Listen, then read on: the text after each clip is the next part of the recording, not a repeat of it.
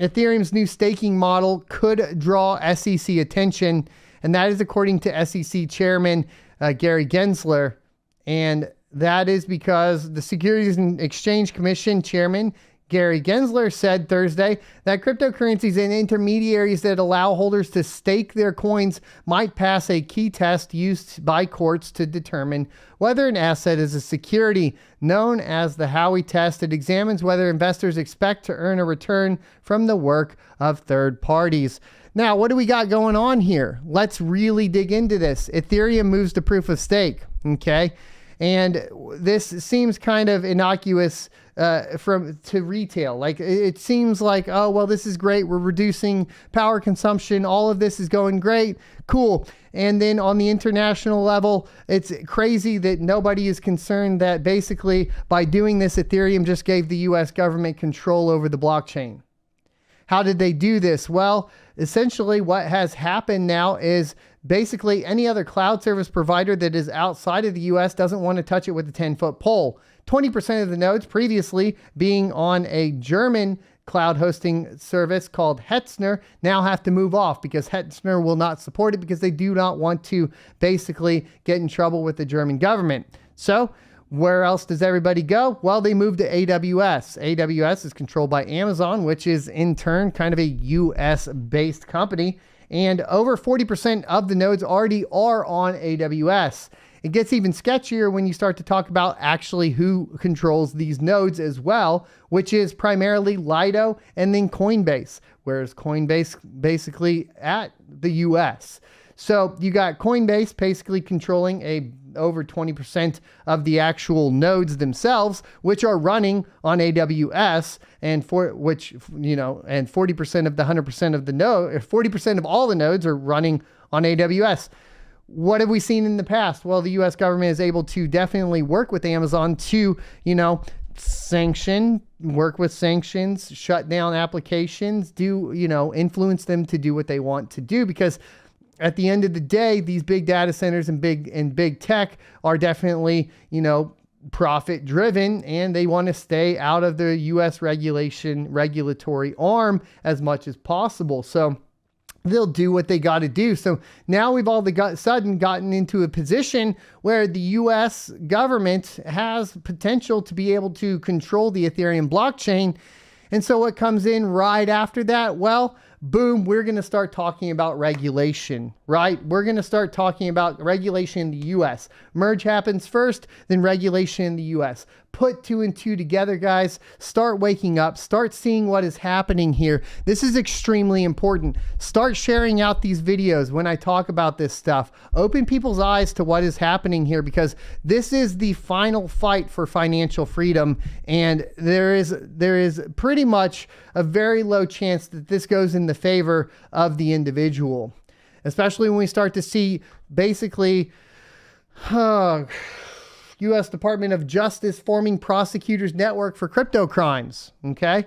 This may seem kind of like unthreatening on the surface, but at the end of the day, what does this really mean? You're inside the law till you're not inside the law. And this is where we go. We heard last week the White House saying that basically they're looking into outlawing cryptocurrency mining. Here on this channel, we cover cryptocurrency mining. If they decide to outlaw it, they now have basically an arm of the DOJ to prosecute us just for running computers and processing transactions on the blockchain. Okay. The United States Department of Justice has formed a network of prosecutors to step up its game for crypto-related crimes. According to officials, the DOJ has recruited over 150 prosecutors from across the country in this effort. The new team is being dubbed as the Digital Asset Coordinators Network. The network's goal is to assign U.S. attorneys' offices with subject matter expertise on the difficult technical and legal challenges presented by crypto cases. The network was inspired in part by the high level of technical know-how that could be applied to the prosecution of cryptocurrency crimes. The formation of the network comes hot in the heels of the Biden administration's announcement of a framework for regulations related to crypto, which we're going to be diving in deep here in just a second in. And then according to Yoon Young Shao, I think is how to pronounce that, the first director of the Justice Department's National Cryptocurrency Enforcement Team, quote, digital asset crimes are truly multidisciplinary. They are cross-border, complex, and challenging investigations, and they require a certain level of competency. Shao went on to say that the network aims to train other justice officials on cryptocurrency issues. The officials include those with expertise in the department's tax, criminal, civil, national security, and environmental divisions. Key word here being environmental divisions, okay? Because why? Well, the White House has deemed that possibly basically cryptocurrency mining is a threat to the environment. So what are they going to do? They're going to set up basically a group of people to prosecute, basically cryptocurrency miners. And that is why they have this environmental division here. Do not be fooled. The attack on proof of work mining is specifically to remove the individual sovereignty surrounding finance, because it is a lot easier to control a proof of stake network that is hosted by a company, a corporation that you are in bed with. That is basically what we are seeing here, okay? According to Shao, the new network was more than just a marketing initiative added to ongoing initiatives to address the increase in crypto crime. Since Bitcoin and other currencies have grown more alluring to criminals, the Justice Department has increased its efforts in this area. Additionally, Shao stated that there would be a resource in every office to ensure that the department is well armed to deal with crypto-related crimes. Some cryptocurrency networks, according to regulators, lawmakers, and law enforcement authorities, give users anonymity, which enables them to support terrorists, launder criminal money, and engage in public corruption. And we had this talk with, Mr. Tech Yes City, who is in a pretty oppressive state over there in Australia. And he was pushing for, the reason why he's not a fan of Bitcoin is because it doesn't provide anonymity. And he does have a point there. I do think that, Bitcoin still serves a purpose, but when we really look at this, it's clear that they want to take anonymity away. And, this fight has been going on long before cryptocurrency. This fight's been going on since the cypherpunks in the early 90s and the overreach of the FBI and the destruction of Stephen Jackson Games in particular, as well as tying essentially email encryption to Al-Qaeda and terrorist groups. This is not unheard of. What do they want to do? They want to make sure that they can control the public. You can't control the public if the public has individual rights and freedoms and the right to privacy, which we used to have in this country, and you should have the right to privacy for your transactions. End of story. Now, how are they going to counteract that? Of course, in the news and in the media and the mainstream crypto media and the mainstream media as a whole, they're going to tell you that, this anonymity is used by criminals. Therefore, slap, you can't have it. And what are they going to do? They're going to replace it with the CBDC, a central bank digital currency. And that way they can track every single transaction you have, tell you whether or not you can purchase something based on your credit score, or even worse, your social credit score, of which, of course, I will be absolutely screwed thanks to this YouTube channel. But, we'll go ahead and see where this goes. It's looking like it's going down the wrong path to me, okay? Furthermore, the Justice Department published a report on Friday outlining potential legislative and regulatory measures that it believed may improve law enforcement's abilities to compile evidence and launch cryptocurrency-related criminal charges. And it doesn't get any better, right? We are seeing more regulation now. We know the US CFTC is preparing to be a major regulator in crypto markets. And even if you're international, I want to make this extremely clear. This is extremely important for you, even if you are international, because what happened with Ethereum is they gave the reins over to the US government. They gave the reins over to US regulatory bodies. So if you think, oh, I'm in a different country, it doesn't affect me, you are wrong. And I'm sorry to tell you, guess what? Not only does the US control the reserve currency, but they control your Ethereum now too. Let's get into it.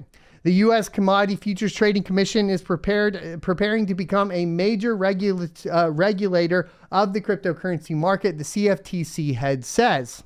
According to CoinDesk, Rostin Benham, head of the CFTC, says he has already directed his agency to begin preparations. Quote, the volatility in the market and its impact on retail customers, which may only worsen under current macroeconomic conditions, emphasizes the immediate need for regulatory clarity and market protections.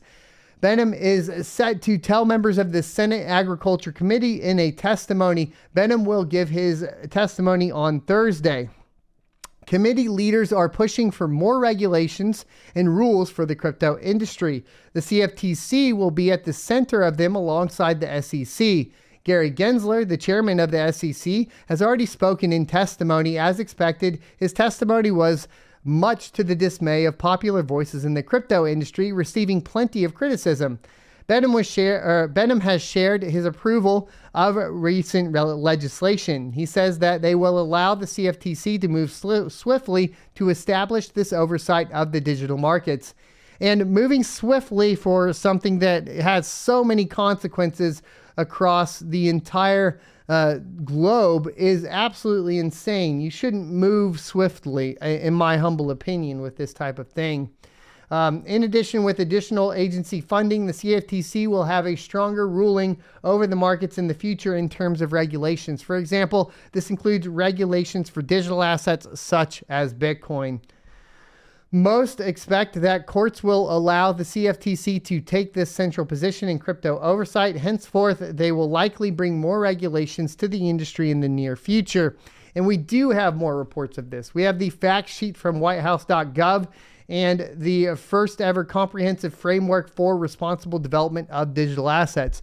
I don't know about you guys, but none of this is sounding good, and it definitely destroys kind of my hope that I had, a lot of my hopes that I had surrounding cryptocurrency as it being, you know, an enabler for individual sovereignty and financial freedom.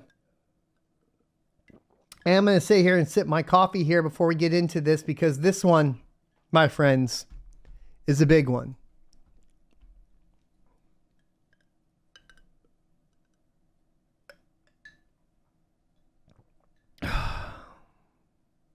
Thanks for checking out this clip from the Crypto Mining Show. You can check out the full episode here or more crypto content down here. Also, I'd like you to check out my locals page at sonofatech.locals.com, where you can become a member for free or choose to be a $5 a month supporter that unlocks additional content.